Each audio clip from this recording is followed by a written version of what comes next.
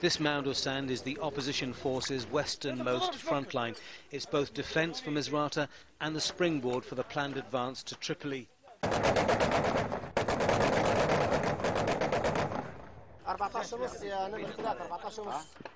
They may have retreated, but pro-Gaddafi forces still pose a serious threat.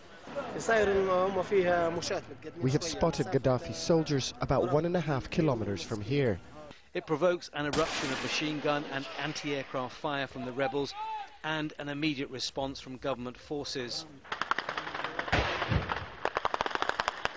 A Grad rocket hitting close to a rebel position. It's part of regular exchanges of fire at Daphnia. Even though the rebels are outgunned, morale is high. We're basically holding them back. As a matter of fact, if we want to push, we can push it all the way through.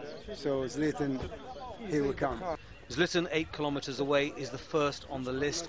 It's held by Gaddafi forces and the next target for the opposition fighters. It's 200 kilometers from the Libyan capital and one step closer to their ultimate goal.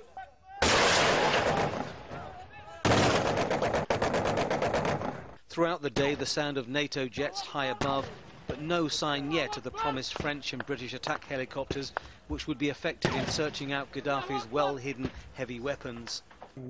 This is a thin line of defence for Misrata, 35 kilometres away from the city, but it's a very thin line, considering that Gaddafi's forces still have tanks and heavy armour and artillery just a few kilometres up this road. They could punch through at any time, and that's a big problem.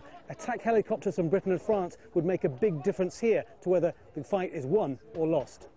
Gaddafi's tanks and rockets emerge when NATO planes have gone and then disappear when they return. A number of opposition fighters have been killed by them in recent days. There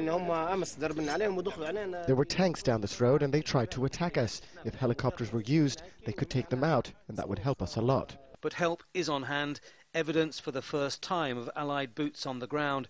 Here, a group of armed foreigners, possibly British, seen liaising with the fighters.